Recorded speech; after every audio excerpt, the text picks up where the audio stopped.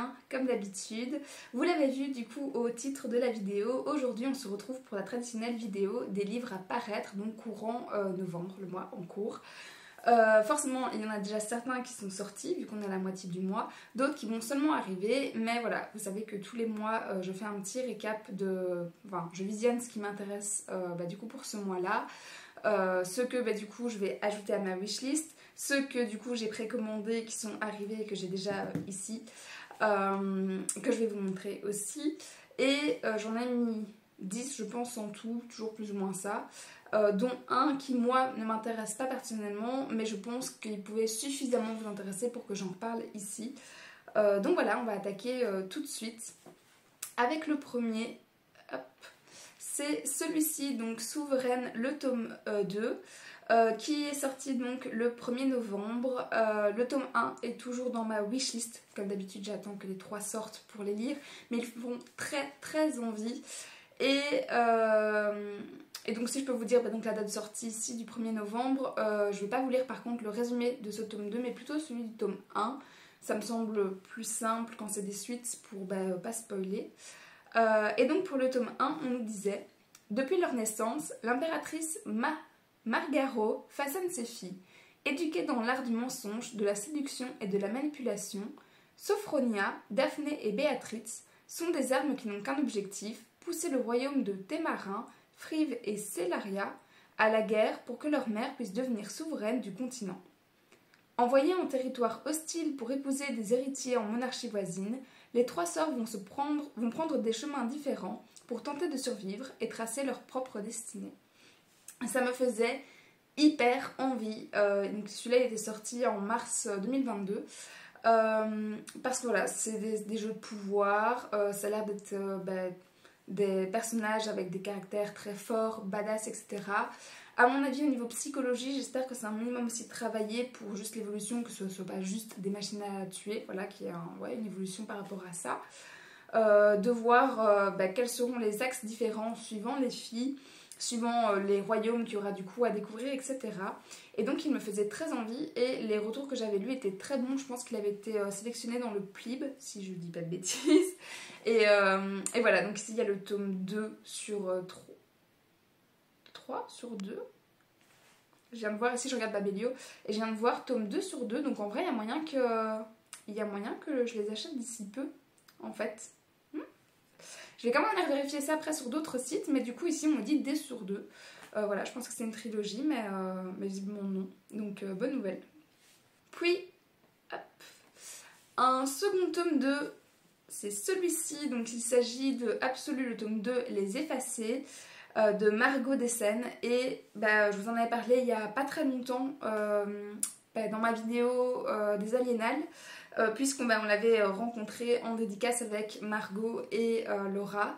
Et j'ai le tome 1, je l'ai rangé où du coup? C'était chez qui ça? Ici. Hop. Voilà. J'ai le tome 1 donc, que je m'étais procuré du coup ici très récemment. Et j'avais aussi une petite carte du coup que je ne sais plus où j'ai rangé. Je pense que je l'ai mis... Ouais, je l'ai mis là-bas avec les marque-pages. D'un des personnages. Et à nouveau, le tome 2 est sorti donc le 2 novembre. Nous on l'avait eu un peu avant, en avant-première, je vous l'avais dit. Et pour le résumé du tome 1, sur le site on nous disait: entrer dans une ville qui n'ouvre ses portes qu'une fois par an. Amis depuis l'enfance, Prime et Johanna ont un avenir prometteur au sein de la nation des Rites, construite sur les ruines d'une Pologne ravagée. Leur vie bascule le jour où ils sont choisis pour être envoyés dans la zone où rôde la chose.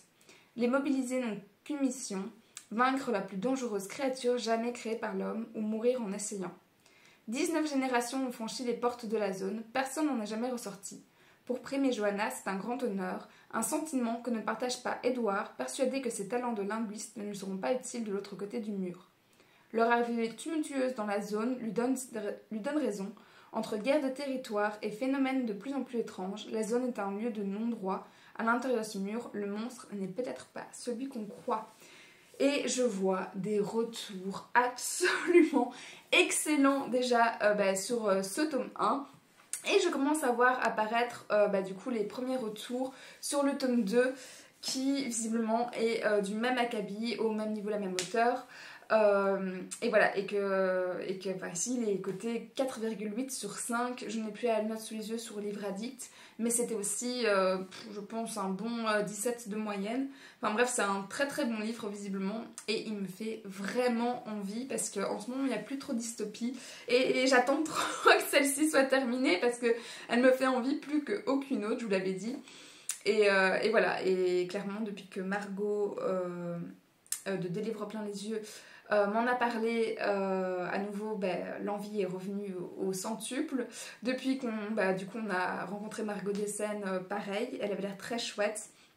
Et du coup voilà, enfin, juste c'est un livre coup de cœur pour énormément de gens, et j'espère vraiment vraiment vraiment que ce sera la même chose pour moi quand je les découvrirai enfin.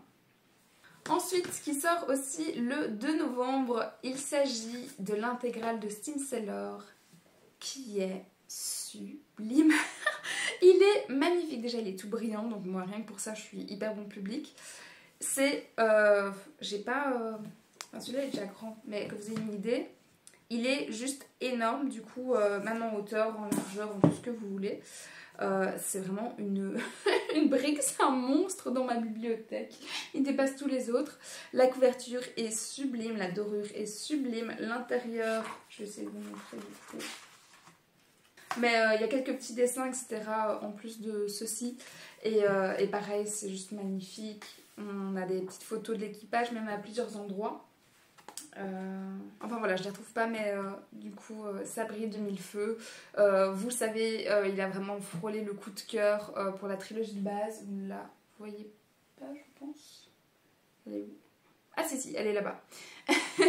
Et du coup, il me fallait ce beau bébé. D'autant qu'en plus du coup de la trilogie qui est dedans, on a aussi une sorte de préquel qui fait, je pense, c'était une 60aine de pages, si je dis pas de bêtises. C'est Les Enfants de la Fortune. Et du coup, j'ai envie de découvrir cette histoire-là en plus. Même si je vais pas les relire très rapidement, à mon avis. Parce que je les ai lus il y a pas longtemps. Je les ai lus cette année, l'année passée. L'année passée, je pense. Et du coup, voilà, je laisse encore un petit peu de temps quand même avant de me replonger dans l'univers. Donc pour oublier suffisamment d'ici là. Et à ce moment-là, je découvrirai en plus le préquel parce que je ne me vois pas le lire dans cette édition sans tout enchaîner en fait. Mais bon voilà, juste trop contente d'avoir ce gros bébé. Et voilà, c'était un cadeau de moi à moi que je ne regrette absolument pas. Même si clairement il prend blindé de place dans ma bibliothèque. Donc voilà, il est disponible donc depuis le 2 novembre. Et je ne sais plus si c'est une édition limitée ou pas. Je pense avoir entendu les 2 échos, donc pareil, je ne vais pas m'avancer plus que ça. Mais voilà, si vous tente, allez vérifier et procurez-vous cette merveille. Et sinon, quand même, le résumé de Steam Seller. Donc ici, il nous dit... Il fut un temps où les alchimistes nourrissaient le haut et le bas du monde de leurs inventions merveilleuses, produits de magie et de science. Un temps de machines extraordinaires, de prodiges électriques et d'individus au pouvoir fantastique. Une époque révolue depuis que les industriels ont éradiqué les alchimistes et leur formidable savoir. Pourtant, on raconte qu'à l'aube de leur disparition, ils auraient caché leur fabuleux trésor dans une cité secrète. 4 siècles après la grande fracture, les habitants du bas monde traversent une ère obscure et rétrograde, tandis que le haut monde, figé depuis l'extinction des alchimistes, demeure inaccessible et fait l'objet de tous les fantasmes. Originaire du bas monde, Prudence vit en paria car elle voit l'avenir en rêve. Une nuit, son village est attaqué par des pirates du ciel. Parenthèse, pour rappel, j'adore justement ce principe de pirates du ciel dans Steam Sailor. C'est vraiment... Bon, déjà, la piraterie, moi, je suis très très bon... Peut-être pas... Non, je rectifie. Je ne suis pas forcément très bon public parce que je suis assez exigeante, l'air de rien. Mais par contre, quand on me dit pirate du ciel qui peut mélanger un peu de steampunk comme ça, franchement, j'achète pratiquement les yeux fermés et parfois je le regrette après. Ça, c'est possible. Et sinon... donc une nuit, son village est attaqué par des pirates du ciel. Enlevé et enrôlé de force à bord de l'héliotrope, un navire volant à la sinistre réputation, la jeune orpheline découvre un nouvel univers, celui du ciel et des pirates. Prudence fait la connaissance des membres de l'équipage qui ne tardent pas à lui révéler leurs secrets. Ils détiennent un indice menant à une série de clés disséminées dans le monde et permettant de retrouver forcément les alchimistes. C'était trop cool, c'était trop cool comme lecture, j'avais vraiment adoré. Autant le premier, le deuxième que le troisième tome, vraiment les trois étaient pépites. Et pareil, petite parenthèse, si vous voulez aller parler du coup sur Instagram ou quoi à l'auteur, donc Elise Green, n'hésitez franchement pas parce qu'elle est hyper accessible et ça c'était très chouette aussi. Et même en dédicace, si vous pouvez la rencontrer, franchement, échanger avec elle c'est vraiment un pur bonheur. Donc voilà, c'est une petite parenthèse. Ensuite, le 11 novembre est sortie une autre merveille, pure pépite que j'ai aussi précommandée. Et là, c'était chez Deux Axus. Et du coup, il s'agit de Babel, qui est trop belle, hein, trop belle cette couverture, franchement. Pareil, je pense que je peux aisément la mettre dans le top 5 des plus jolies couvertures de ma bibliothèque. En tout cas pour la jaquette, parce que ça c'est la couverture qu'il y avait sur la version anglaise. Mais du coup celle qui a en dessous, enfin déjà pareil quoi, l'intérieur de ce livre. Maman c'est trop beau. Ouais, ce qu'il y a en dessous en vrai me plaît moins. Oui, comme ça vous voyez aussi le jaspage effectivement. Et du coup la couverture est comme ceci, c'est celle du coffret. C'est joli, mais voilà, moi j'avais vraiment un coup de cœur monstrueux, monumental sur justement cette tour. Du coup voilà, je suis très contente de me l'offrir de moi aussi. Mon banquier est moins content de ce mois-ci, hein, clairement. D'habitude, je vous ai dit que j'achète beaucoup en occasion. Ici, clairement, 2 collectors comme ça sur le mois, ça a salement piqué. Voilà, entre les cadeaux de Noël, c'était peut-être pas la meilleure idée de les sortir maintenant. Mais bon, si vous voulez faire des masses à cadeaux, du coup, à vos entourages, pourquoi pas. C'est une très bonne idée. Moi, j'aurais été hyper heureuse qu'on me les offre. Et donc voilà, donc ici, j'ai acheté le coffret. Et sinon, quand même, le résumé du coup de Babel nous dit...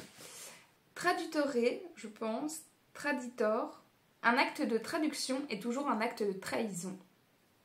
1928, un jeune orphelin chinois est recueilli à Canton par un professeur et conduit à Londres. Rebaptisé Robin Swift, le jeune garçon consacre ses journées à l'étude des langues dans l'optique d'intégrer le prestigieux Institut royal de traduction de l'université d'Oxford, plus connu sous le nom de Babel. Berceau de l'argentogravure, les étudiants exploitent le sens perdu des mots à l'aide de barres d'argent enchantées.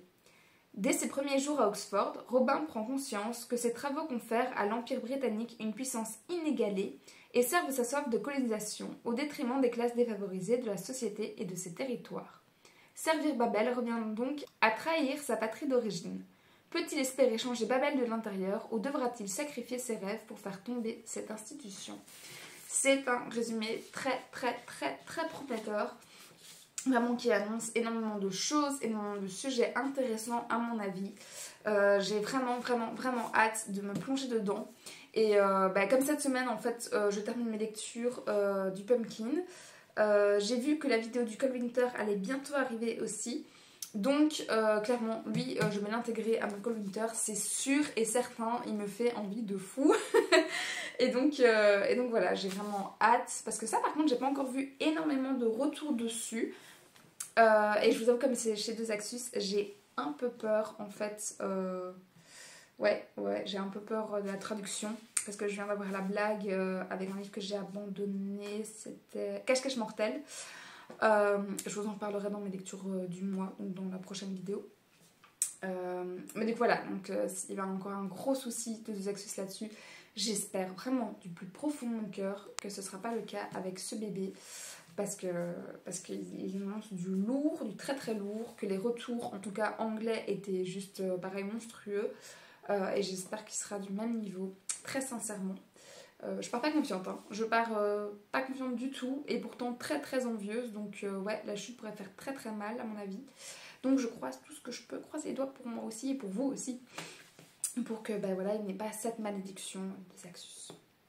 Ensuite, pour le 9 novembre est sorti du coup ce livre, donc Supernova, le tome 1, l'Académie des constellationnistes, que pour l'instant je n'ai vu, je pense, nulle part. Voilà, alors que c'est chez Roman R, donc je pensais avoir beaucoup plus de retours dessus, parce que il est quand même sorti il y a, on va dire, 10 jours. Et voilà, je suis intriguée, vous allez voir, par le résumé que j'ai déjà découvert.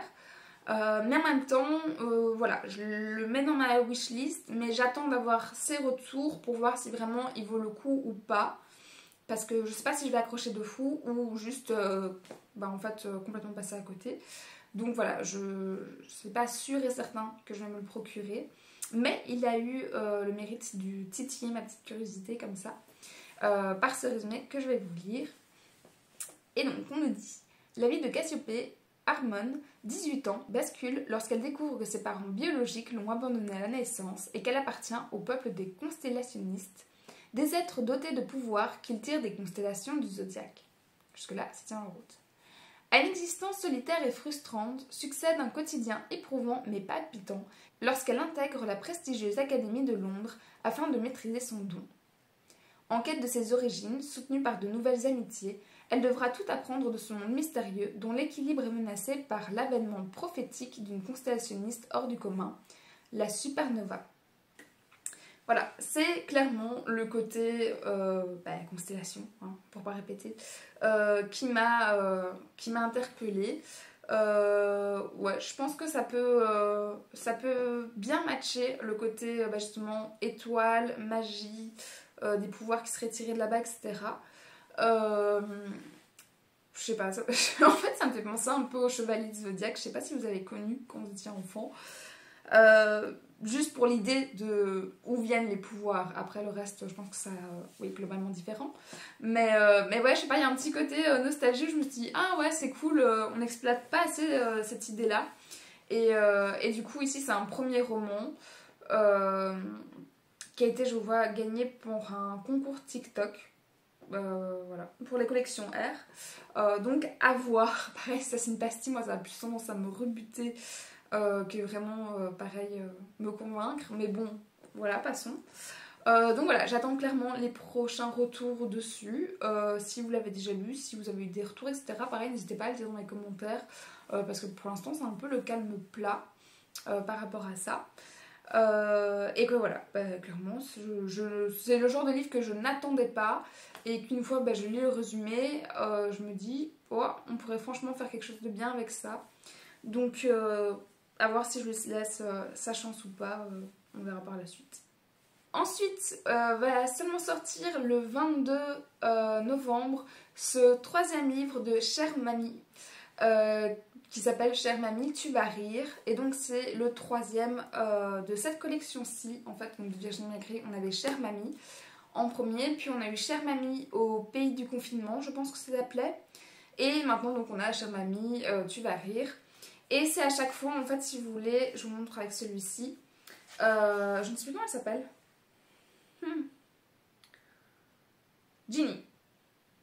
Ginny qui écrit du coup à sa grand-mère, et c'est à chaque fois sous format de lettres, en fait, tout simplement. Je veux dire de cartes postales, mais, parce qu'il y a des photos à côté aussi. Mais voilà, de cartes postales, de lettres, de mots, et ce n'est que ça pendant tout le livre. Donc ouais, ça se lit un peu comme des petites nouvelles si vous voulez. Et autant j'avais bien aimé celui-ci, même si c'est clairement pas mon préféré de Virginie Grimaldi, mais voilà, c'était chouette à lire. Autant le confinement, je sais pas, il m'a pas autant pris, autant ému que d'habitude pour les Grimaldi. Et donc celui-ci, je suis quand même curieuse au final de voir vers quoi on va s'approcher, on va tourner, à quoi on va toucher en fait comme sujet. Et en tout cas, le résumé nous dit ceci. Ce matin, la maîtresse nous a emmenés au musée à Bordeaux. C'était génial, enfin pas les peintures moches, mais de prendre le bus. Il y avait un cendrier argenté accroché au siège, et dedans, j'ai trouvé un chewing-gum usagé. Je ne sais pas ce qui m'a pris, je l'ai attrapé, j'ai commencé à le malaxer comme de la pâte à modeler. J'ai fait une boule, un serpent, un cœur, puis j'ai fini par faire un chapeau. Un tout petit mignon chapeau vert. Ah ça, tu m'aurais vu, j'étais fière de moi avec mon tout petit mignon chapeau vert posé sur ma tête. Tu le sais, toi, que le seul moyen d'enlever la chewing-gum de ses cheveux, c'est de les couper. Papa dit que je ressemble à un Playmobil. Gros bisous à toi et à papy, Ginny. Ouais, ça a l'air assez cocasse, effectivement. Ça m'a fait rire parce que ça m'est arrivé quand j'étais enfant où ma soeur m'a collé un chewing-gum dans les cheveux. Et la petite astuce pour ça, c'est de mettre un glaçon si on veut pas couper. Mais moi, mes parents, ils avaient tout coupé. Et oui, c'est que des petits extraits du quotidien. Est-ce que je vais vraiment me le procurer ou pas? Bah, c'est clairement, ça va être un livre doudou, un livre feel good qui va me mettre le sourire. Mais est-ce que vraiment il va m'émouvoir au même titre que les autres Grimaldi? J'ai un doute. J'ai quand même un doute aussi. Donc pareil, je vais clairement attendre avant en tout cas de me le procurer, de voir les retours dessus.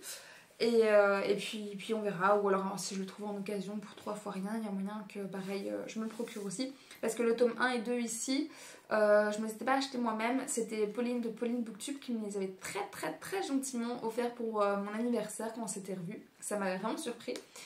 Donc voilà, donc Pauline, si tu passes par ici, encore merci. Mais du coup, je sais pas. Je suis un peu mitigée. Et en même temps, je me dis que je peux pas trop me louper avec Virginie Grimaldi. Donc voilà, je me le garde sous le coude. Il arrive dans ma wishlist.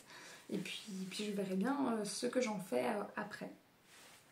Le 24 novembre va sortir un nouveau livre et énième livre de Noël. C'est le seul que j'ai mis pour ce mois-ci parce que quand même, le mois passé, je vous en avais foutu full. Et comme je dis ici derrière, là, j'ai aussi déjà énormément de livres de romances de Noël qui m'attendent depuis longtemps. Je suis à la bourre dans toutes les séries de Noël, je crois. Mais bon, j'ai quand même du coup gardé celle-là dans la sélection parce que vous allez voir, elle se passe dans les Highlands. Et voilà, le petit côté, ouais, je sais pas, paysage, ambiance, etc. Même si à mon avis, c'est pas développé beaucoup plus que ça, a quand même su capter mon attention. Donc pareil, je vais ajouter à ma wishlist et puis j'attendrai les retours. Ce sera clairement pas la priorité. Mais ouais, il peut être sympa à mon avis. Et donc, la couverture, ressemble à ceci. Et pour le résumé, on nous dit « Amy déteste Noël. Cette année, c'est encore pire. Elle doit le fêter avec sa famille qui a tendance à l'étouffer. Heureusement que sa sœur adorée, Marie, qui vit en Écosse avec son mari, va les rejoindre. Alors, quand Marie lui annonce qu'elle ne pourra pas venir, parce qu'ils n'ont trouvé personne pour s'occuper de la ferme en leur absence, Amy n'hésite pas. Entre les Highlands et un Noël en famille, le choix est vite fait. Ok, son truc c'est Paris, mais pour éviter Noël, elle est prête à garder la ferme. Après tout, une ferme en Écosse, c'est calme, non? En arrivant, elle découvre que sa sœur a chargé Gus. Voilà, pour le choix du prénom, franchement, on repassera les gars. Gus, ça me fait trop penser à Gus. Enfin bref. Son beau-frère, d'une mission cruciale, s'installer à la ferme et veiller sur elle. Adieu tranquillité, adieu envie de s'éloigner des fêtes de fin d'année, car Gus a beau être charmant, il a un énorme défaut, il adore Noël. Le meilleur défaut. Et il ne compte pas laisser une Grinch mal née, aussi attirante soit-elle, lui gâcher les fêtes. Entre Darcy, un agneau esselé trop craquant, ok, une Parisienne pas du tout dans son élément, un Écossais trop séduisant pour votre santé mentale, et des joutes verbales bien senties, cédez-vous aussi à la magie de Noël dans les Highlands. Voilà. C'est une romance de Noël, quoi. Dans les Highlands. J'ai pas grand chose à dire de plus là-dessus. Voilà, je verrai si je me le procure ou pas, si ça peut vous intéresser ou pas. C'est le genre de livre aussi pour une catégorie du cold winter qui doit se passer, je sais pas, dans des pays un peu plus frais, dans un autre pays ou des trucs comme ça. Ouais, ou voilà, des personnages qui sont un peu plus piquants entre eux. Pourrait un moment sortir de ma wishlist à mon avis. Donc pareil, je le garde sous le coude. Et puis on verra ce que j'en fais. Mais voilà. Si jamais ça vous intéresse, en tout cas, sachez qu'il sort le 24 novembre. Ensuite, avant-dernier livre déjà, on retrouve du coup les Chroniques d'Avonlea qui sort le 30 novembre. Hop, magnifique couverture à nouveau, comme tous les Anne. Hein. Des éditions Toussaint, si je dis pas de bêtises. Alors Clément, celui-ci ça a été la surprise quand je l'ai découvert sur Babelio dans les livres à paraître. Parce que je n'ai pas du tout vu l'info passer comme quoi il allait sortir. D'habitude, à chaque fois, enfin, je sais pas si c'est annoncé voilà, en grande trombe pour les prochains, du coup, Anne. Et je savais que celui qui était passé ici était le dernier, je crois que 7e ou 8e, un truc comme ça. Et je pensais que c'est tout. Voilà, et je sais pas, j'ai pas vu passer l'info. Alors je dis pas qu'ils l'ont pas fait, mais moi je l'ai pas vu. Comme quoi ce livre allait sortir. Et du coup ça a été vraiment la grosse surprise en fait. Mais dans le bon sens du terme, clairement, genre pareil, livre que j'attends pas, mais tu le vois, tu l'ajoutes à la liste et celui-là tu sais que tu vas le lire à un moment. Donc trop cool, trop cool. Et si je me rappelle bien quand je l'avais découvert, sélectionné, c'est un livre qui se passe du coup avant le tome 1, en mode un peu préquel, si je dis pas de conneries, on va vérifier. Vaut mieux. Et donc le résumé nous dit: tandis qu'Anne Shirley n'est encore qu'une jeune fille à Avonlea, plusieurs personnages colorés peuplent le village et ses environs. Que ce soit la vieille Madame Lloyd, que l'on croit avare et excentrique, le petit Félix et sa passion pour le violon, Pat Sloan et son amour des encens, ou Prissy Strong, à qui on fera une cour bien particulière, tous s'avèrent des êtres fascinants aux histoires tendres et amusantes. Ouais, donc visiblement, en fait, je vous ai dit des conneries juste avant. C'était pas vraiment un préquel, déjà parce qu'on a c'était un genre un 1.2 ou un truc 1.5 ou un truc comme ça. Mais ouais, donc à mon avis, donc on suit les personnages qui vivent du coup dans ce village-là, Avonlea.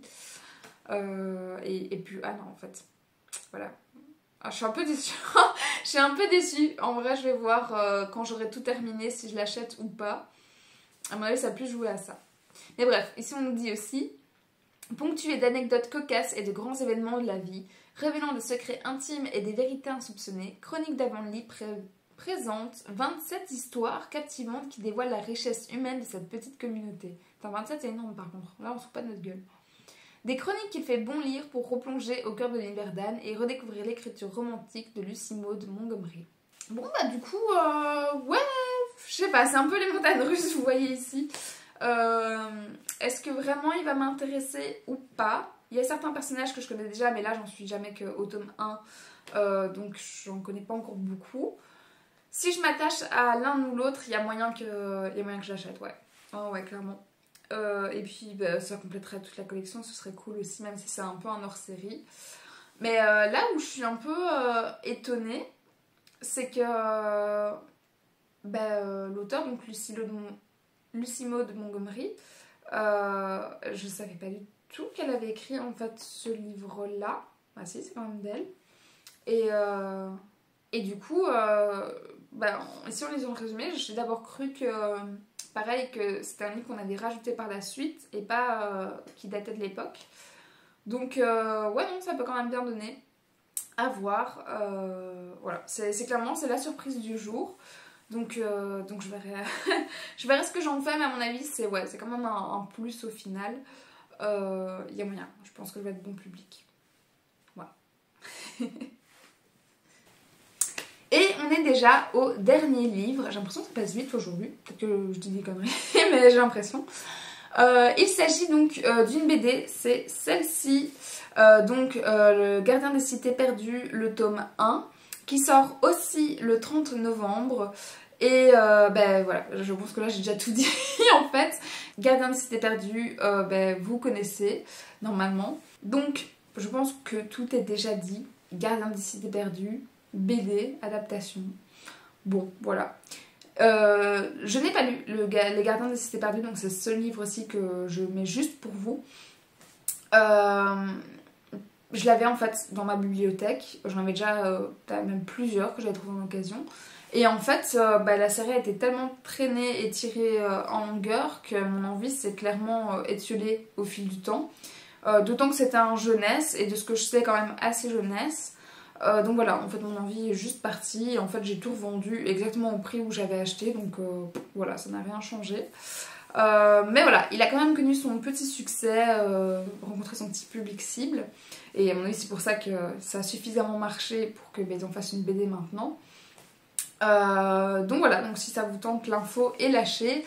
Et pour ceux ou celles qui ne connaissent peut-être pas, pour le résumer ici, on dit: vous rêvez de la visite d'Atlantide ou de la mythique cité de Shangri-La? Suivez le guide. La célèbre série réimagée en roman graphique. Sophie Foster est une jeune fille dotée d'étranges pouvoirs magiques qu'elle ne maîtrise pas vraiment. Quand elle découvre qu'elle est une elfe, c'est tout un monde fantastique peuplé de créatures toutes plus étonnantes les unes que les autres qui s'offre à elle, celui des cités perdues. Voilà, honnêtement, en vrai, à part justement ce résumé-là du fait que elle découvrait des pouvoirs, que c'était une elfe. Je sais qu'il y a une histoire entre deux garçons aussi, dont un, je n'ai plus le prénom en tête, mais visiblement tout le monde avait du mal à le prononcer, ça m'avait marqué par contre. Voilà, je ne sais pas vous en dire beaucoup plus dessus, donc ça allez peut-être voir sur d'autres chaînes ou d'autres sites pour vous renseigner davantage. Mais je serais curieuse du nombre de BD qu'il va avoir au final. Si vraiment ils réécrivent toute l'histoire, et ça a l'air d'être ça. Parce qu'il y a déjà, je pense, 9 livres plus un 8,5, si je dis pas de bêtises non plus. Et donc ça va tout remettre en BD. Ou alors c'est comme Vampiria, où du coup ils mettent des histoires annexes comme ça, comme Vampiria Inquisition, qui se passent un peu dans le même univers mais avec d'autres personnages. Mais là c'est quand même les mêmes persos, donc à mon avis peut-être pas. Bah, quoique il pourrait en vrai. Donc voilà, je ne sais pas plus, j'ai pas plus d'infos là-dessus. Si vous en avez vous, pareil, mettez dans les commentaires, peut-être pour les autres qui voient la vidéo, ça peut être sympa. Mais moi je l'achèterai pas, de toute façon personnellement. Mais bon, si ça vous intéresse, l'info est donnée, c'est ce que je disais. Et voilà, c'est la sélection donc de ce mois-ci. Je n'ai pas grand chose à rajouter sur ces livres, si ce n'est que j'ai très hâte, je le dis encore une fois, de découvrir du coup Babel. Trop hâte. Et puis voilà, voilà. Si vous avez d'autres livres que je n'ai pas listés forcément parce que je ne parle pas de tous les livres, pareil, n'hésitez pas à en parler en commentaire pour les autres. Si vous pensez qu'il y a des livres pareil, que je n'ai pas évoqués mais qui pourraient m'intéresser, n'hésitez pas à m'en informer aussi, ce serait super sympa. Et puis voilà, je n'ai plus qu'à vous faire des bisous et à vous dire à la semaine prochaine.